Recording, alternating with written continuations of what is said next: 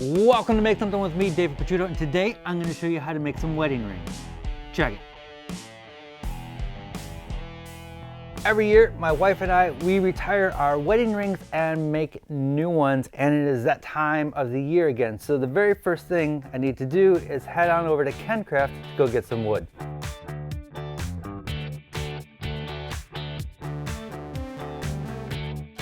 I have this wenge, which has some nice, beautiful, tight grain on there, and then some ebony. That's going to be the thin pieces on the outside.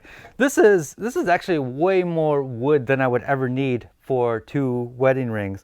But I really like the nice, tight grain on here. And I don't want the grain to run this way around the ring. I want it to run perpendicular is the word I was looking for. So I think the very first thing I want to do is chop this up into pieces and then kind of line them up so the grain is running this way. I'm just using the masking tape to kind of hold them all together while we get some glue in there. While this is drying, I want to cut 2 pieces of this ebony that's going to sandwich this. And so I'm going to take this over to the joiner and get one nice clean edge, and then go to the table saw or the bandsaw. I haven't decided. You'll know in a minute. And cut 2 real thin pieces off of there.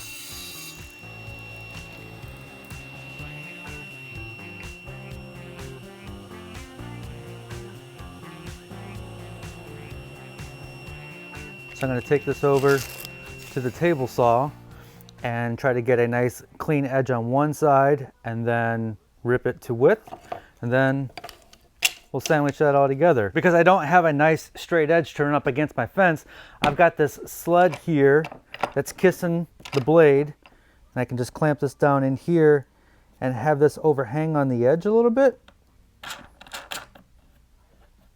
Clamp that down, and we can run this through. Got a nice flat side that we can run up against the fence. That'll do. That'll do, pig. So I did run that through the drum sander just to get it a little bit thinner to my liking. And when we sandwich that all together, we're gonna get that. So now I am just going to take some copper tubing that's slightly too small. We'll stretch that in a little bit.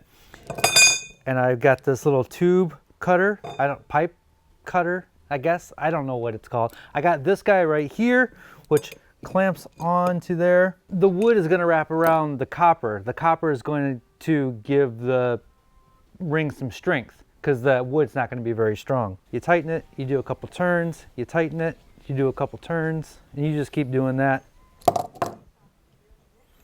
Pretty close to the same size as the wood there.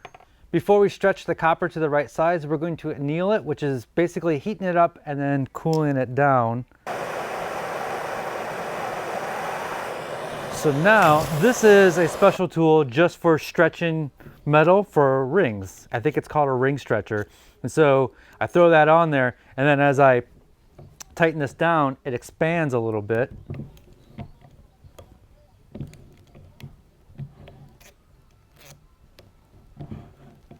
And it's got these markings on there so you know what size you're stretching it to until it fits. I think we could do it without the annealing process. I think this copper's soft enough where we wouldn't have to heat it up, but that just makes it a little bit easier. So we'll do that one more time. Now that it's stretched, I don't know if this will show up on camera, but we gotta flatten it out because it's no longer flat. So I have this dowel that this kind of friction fits over there. Gonna chuck this up on the lathe. Last year I did this with a drill, so you run what you brung, right?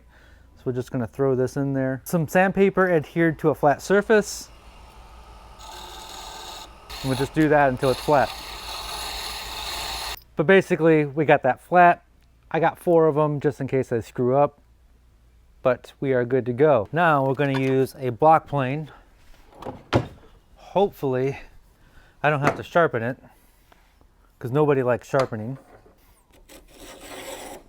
Nope. We might have to cut thin strips. So, change of plans, I guess. Last year, we just used the hand plane and got some nice shavings on there. It's not working this time. So I guess I'm gonna try to cut thin strips on the bandsaw. I don't know if the Wenge is gonna work for this with the grain going in that direction. Everything is an experiment. Hopefully this works and we don't have to start over. Cutting thin strips and then sanding it on the drum sander made it real thin, but it's still kind of flaking out. I've got one more thing I'm going to try before we go to plan B, which is start over with different woods. So I'm going to try to get a couple more small pieces out of this. If we take some craft paper and we glue it onto that, sort of like when you buy veneer that has that paper backing, that kind of theory where it kind of holds it all together. And I'm going to use contact cement because I think regular like PVA glue or like a CA glue would be too brittle and would crack as we bend it. I'm not gonna lie, I'm a little disappointed because I really like that look. I still don't have high hopes for this. You remember that kid in art class that would take the contact cement and then make little booger balls with it and throw it at the other students? And then that person was also the one that got high. Got a contact high on contact cement. That was Dan. So now that those are somewhat dry and tacked up, the idea is to just throw it on there.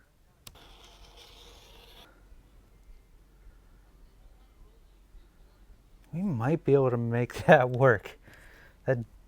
Dan, it just might work. Sigh, it's not going to work. Plan B. I'm going to try something totally different. I went to Home Depot and I got some of this angle aluminum. It's not iron. 1/16 of an inch thick. And I figured if I cut out a little square, 2 squares, and then sandwich that on a piece of wood, we epoxy that all together, and then we CNC out the ring.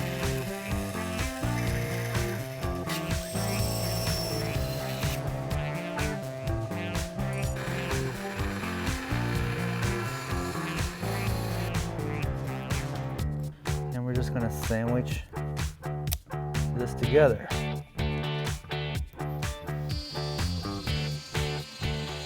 I was so worried about the failure point being the CNCing of the aluminum and the wood, and that wasn't the failure point. The failure point was the epoxy of the wood to the aluminum, and it's only been 4 hours or so, so maybe it needs to cure for 24 hours.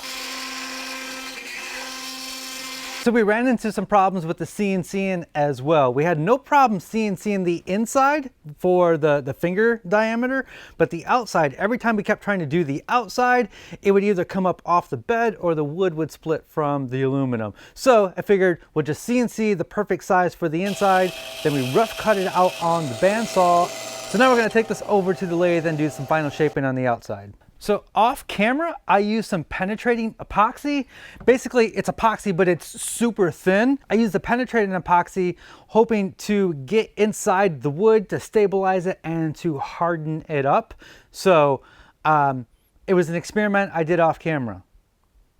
Dan doesn't live here. I wish he did, but he's not always here to film some of the cool stuff that's happening. Dan, you want to move in?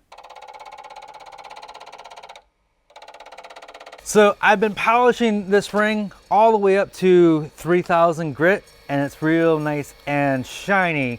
So a few days ago, I put on some penetrating epoxy, so the wood already has kind of a, it's already hard from that. So I'm gonna put a little bit of wax on there to finish this off. Before we finish and polish these rings, I'd like to tell you about today's sponsor, and that is Skillshare. Skillshare is an online learning community with thousands of inspiring classes for creative and curious people. Explore new skills, deepen existing passions, and get lost in creativity. Look, we are all woodworkers or makers, and many times we find ourselves being our own brand. And that means we have to learn photography and marketing and layout and video editing, and Skillshare is the perfect place to expand that. So, David, how do you use Skillshare? Well, in the past, I've used Skillshare to expand on my video editing techniques. If you go back to my older videos, you are going to see a progression, and that's because of experience and me always wanting to learn, and Skillshare has been a big part of that. Also, one of my favorite YouTubers, Dan Mace, has a couple classes on Skillshare. If you're not subscribed to Dan Mace, please go subscribe to Dan Mace. He's one of the best storytellers on YouTube. And I just recently discovered he has 2 videos on storytelling and filmmaking. He is so good. He's one of my favorite YouTubers of all time. Go check that out. Skillshare is focused on learning, so there are no ads, and they're adding new premium classes all the time to keep you focused and creative. And it's less than $10 a month for a yearly subscription. The first 1,000 people to use the link down in the description will get a free trial of Skillshare Premium membership. Again, the first 1,000 people to click that link will get a free trial to Skillshare Premium membership. All right. Let's get back to these rings. I can't wait to show you how cool they came out. Mine fits perfect on my wife's ring. I had to take a Dremel on the inside just to finesse that fit a little bit more, which got me thinking, you wouldn't even have to do this on the CNC. You could actually drill that out on a drill press or a hand drill and then finesse the size with this and then shape the outside. So that is my favorite set of rings yet. I really like the way this came out. So the one thing that Dan and I was talking about is that aluminum polished up really good. And Dan thinks that because aluminum is so soft, it's going to nick up and it's going to lose its shine. And maybe that's the case. I'm wondering if wearing this and just rubbing up against your skin and your clothes and wherever else you put your fingers, that it's going to keep buffing and polishing that and it's going to remain shiny. So this is an experiment, but I think it came out really good. That was cracking really bad. I couldn't get it to wrap around the copper. And happy accident, this came out even better. The previous year, this is one of the shavings from the previous year, and using the hand plane, and that's zebra wood in the middle there, it was curling naturally, and it just made it a lot easier to wrap around the copper pipe. The Wenge was just a little bit more brittle. So next year, I'm hoping to get a little mini lathe and do some metal titanium. Can I do titanium on a little lathe like that, Dan? I don't know. Next year, I want to experiment with metals a little bit more. So hopefully I acquire the tools and we can do that. We've been married for 5 or 6 years, something like that. And I've got a playlist of all the previous rings that I've made. So that's going to wrap it up.